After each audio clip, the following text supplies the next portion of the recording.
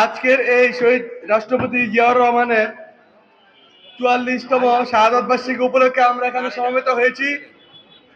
অনেক সিনিয়র নেতৃবৃন্দ রয়েছেন। জিয়াউর রহমানের আদর্শ এবং বাংলাদেশের আগামী দিনের ভবিষ্যৎ নিয়ে কথা বলবেন।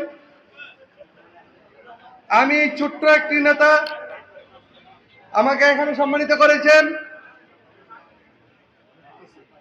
উক্ত অনুষ্ঠানের সভাপতি সুলতান মাহমুদ মোল্লা ভাই সহ এবং অ্যাডভোকেট সঞ্চালনা অ্যাডভোকেট বাড়ি বিহার সহ প্রত্যেক নেতাকর্মীকে আসসালামু আলাইকুম। প্রিয় সংগ্রামী সাথী বন্ধুগণ,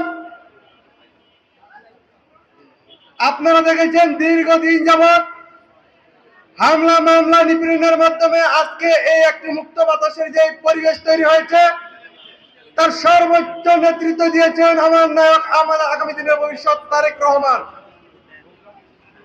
কিন্তু আমার নায়ক তারেক রহমানকে কলুষিত করার জন্য, জাতীয়তাবাদী দলকে কলুষিত করার জন্য এক ধরনের ফ্যাসিস্টদের দোষর নারায়ণগঞ্জে এখনো প্রবাহমান রয়েছে। এই ধরনের দোষরকে নির্মূল যদি আমরা করতে না পারি, হয়তো আগামী দিনে আরেকটি স্বৈরাচার শেখ হাসিনার মতন দানব বাংলাদেশে আবার আবির্ভাব ঘটবে।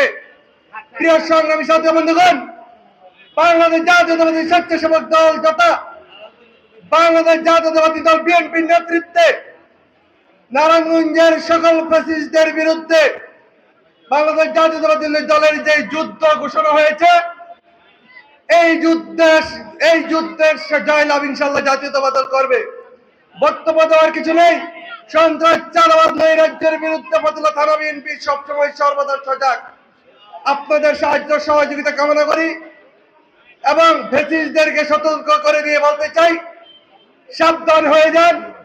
কোন চালাবাদ দখলবাজদেরকে আশ্রয় প্রশ্রয় দিয়ে আপনারা নিজেরা কলঙ্কিত হবেন না, অন্যথায় আমরা দুর্বার আন্দোলনের মাধ্যমে আপনাদেরকে দাঁত ভাঙা জবাব দিব।